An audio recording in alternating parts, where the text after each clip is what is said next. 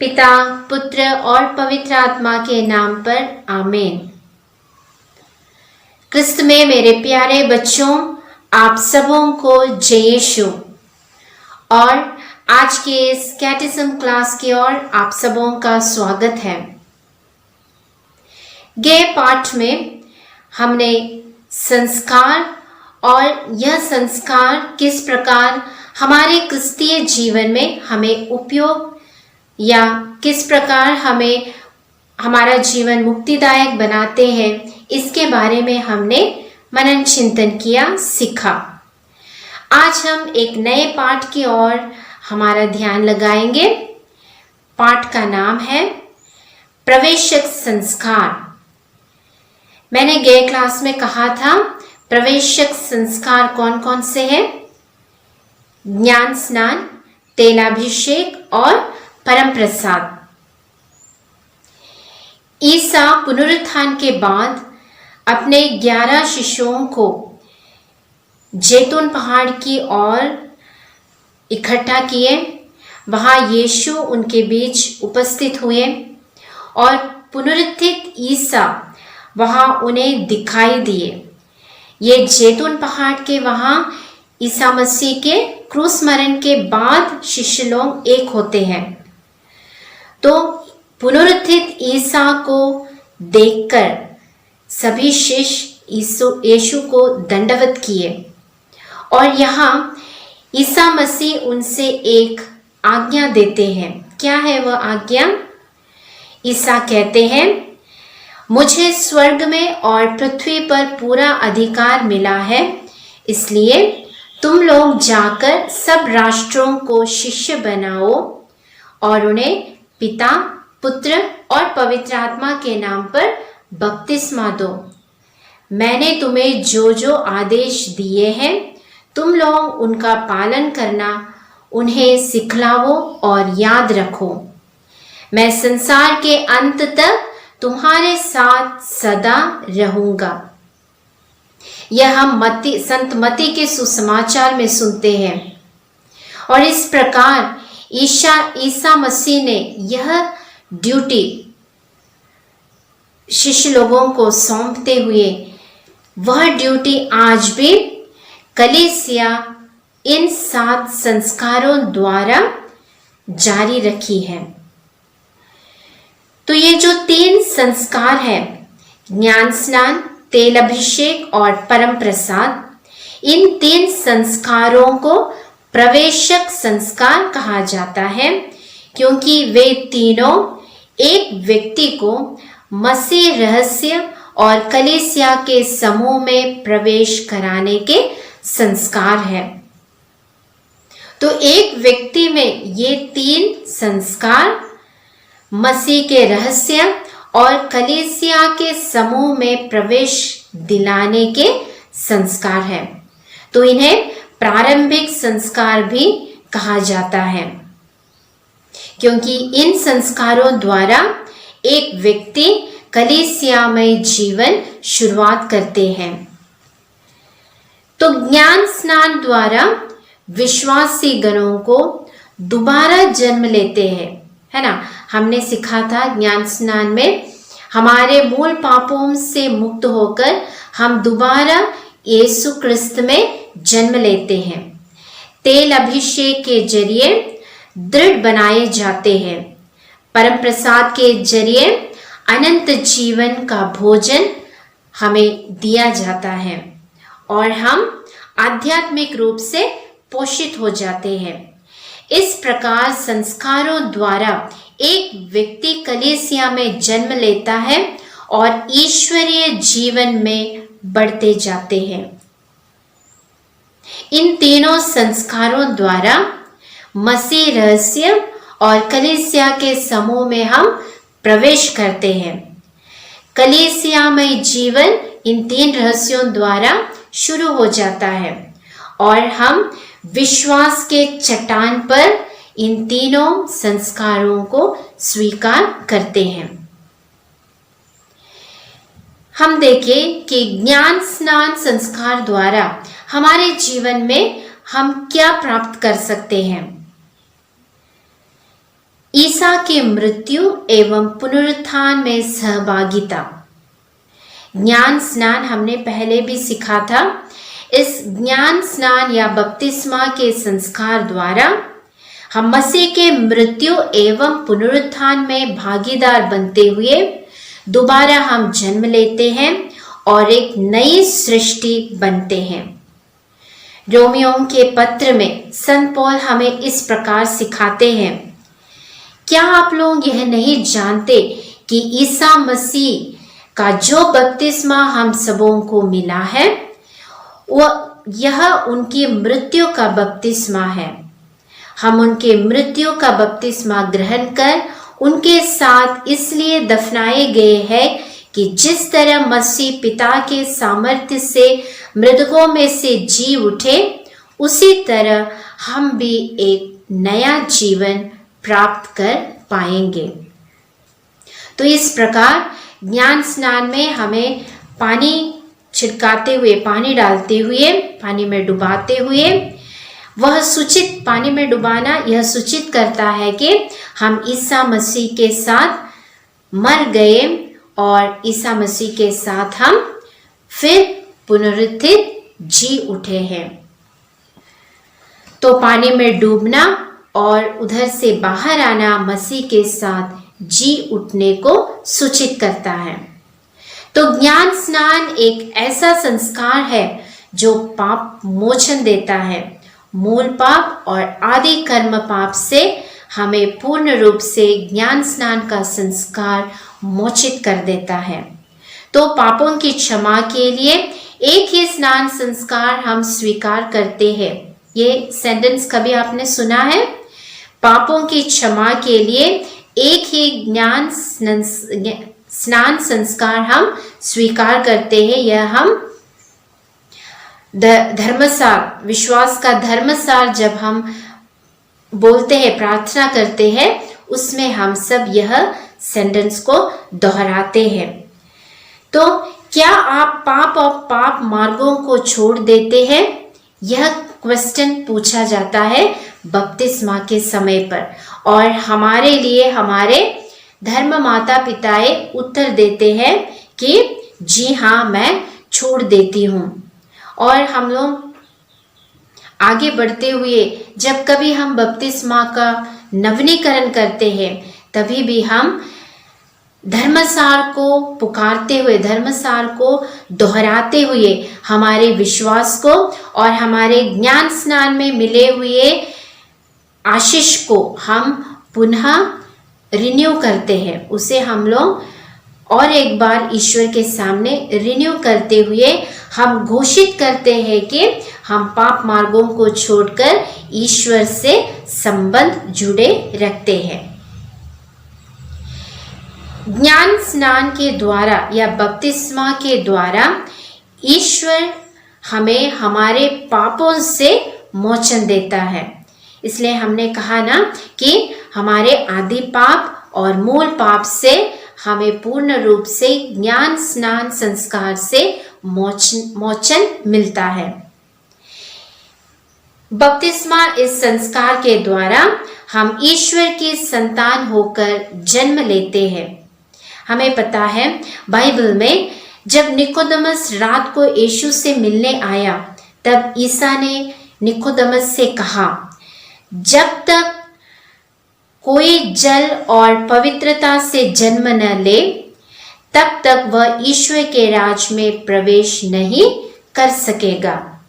जब तक कोई जल और पवित्र आत्मा से जन्म न ले, तब तक ईश्वर के राज में प्रवेश नहीं कर पाएगा। तो ज्ञान स्नान के जरिए पवित्र आत्मा हमें ईश्वर के संतान, बेटा या बेटी बनाते हैं। पाप के कारण नष्ट हुए ईश्वर का प्रतिरूप हमें पुनः प्राप्त होता है। हमें ईश्वरीय जीवन या कृपा से भरकर ईश्वर की संतान एवं स्वर्ग राज के अधिकारी हम बन जाते हैं। तो इसलिए मार्क एफ्रेम की दृष्टि में ज्ञान स्नान वह अनुष्ठान है जिसके द्वारा बच्चे स्वर्ग राज के लिए मुद्रित किए जाते हैं। तो हम ज्ञान स्नान के द्वारा, इस संस्कार के द्वारा हम ईसा मसीह के संतान बन जाते हैं। बपतिस्मा इस संस्कार के द्वारा कलीसियाई समूह में हम जुड़ जाते हैं। यानी ज्ञान स्नान हमें मसीह के शरीर के अंग बना देते हैं। संत पौलुस हमें इस प्रकार अपने पत्र में इस प्रकार लिखते हैं, हम सब के सब एक ही आत्मा का बपतिस्मा ग्रहण कर एक ही शरीर बन गए हैं। तो एक ही बपतिस्मा, ईश्वर के दिए हुए पवित्र आत्मा का बपतिस्मा ग्रहण करते हुए हम ईश्वर से एक शरीर बन गए हैं। तो जो कोई ज्ञान स्नान स्वीकार करता है वह कलीसिया के अंग बनने के साथ साथ ईसा को अपना ही जान लेते हैं और उनके अनुरूप बन जाते हैं। यानी वी बिकम लाइक क्राइस्ट। तो हम ईश्वर के आध्यात्मिक रूप में हमें छापा जाता है और यह छाप जो हमें बपतिस्मा में मिला हुआ है वह कभी मिटता नहीं। यह छाप पाप के द्वारा भी नहीं मिट जाता। तो ये जो पवित्र आत्मा से दिए हुए अनुग्रह, एक बार जब हम बपतिस्मा लेते हैं वह छाप हमारे जीवन से कभी नहीं मिटता है और इसीलिए ज्ञान स्नान हमेशा के लिए एक ही बार हम स्वीकार करते हैं। इसके द्वारा हम कलीसिया के समूह में हम एक बनते हैं और ईश्वर के संतान बन जाते हैं और कलीसिया के द्वारा हमारे सभी कार्य करने की कोशिश में हम लगे रहते हैं। आखिर ज्ञान स्नान और विश्वास, अगर हमें विश्वास हो तभी इन सभी बातों पर हम अपने जीवन को ध्यान में लगा सकते हैं और विश्वास के द्वारा ही हम यह जीवन उसकी योग्यता तक जी सकते हैं। ज्ञान स्नान विश्वास का एक संस्कार है। ईसा ने अपने स्वर्गारोहण के समय शिष्यों को एक दौत्य दिया था।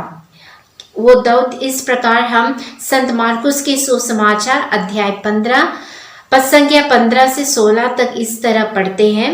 संसार के कोने कोने में जाकर सारी सृष्टि को सुसमाचार सुनावो।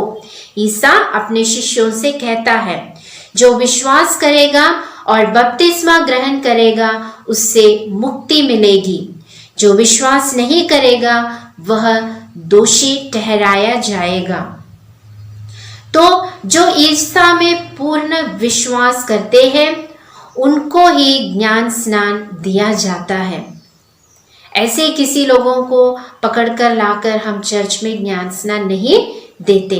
पारंपरिक रूप से एक परिवार जब बपतिस्मा लेकर कैथोलिक कलीसिया में अपना विश्वास दृढ़ रखते हुए आगे बढ़ते हैं, उनके पीढ़ी दर पीढ़ी आने वाले जनरेशन्स को हम कलीसिया में बपतिस्मा दिया जाता है उन बड़ों के विश्वास पर आधारित। और हम बपतिस्मा और या ज्ञान स्नान संस्कार उन्हें ही दिया जाता है जो पूर्ण विश्वास के साथ स्वीकार करने को तैयार है। तो मुक्ति की प्रतिज्ञा केवल उनके लिए है जो विश्वास करते हुए ज्ञान स्नान स्वीकार करते हैं।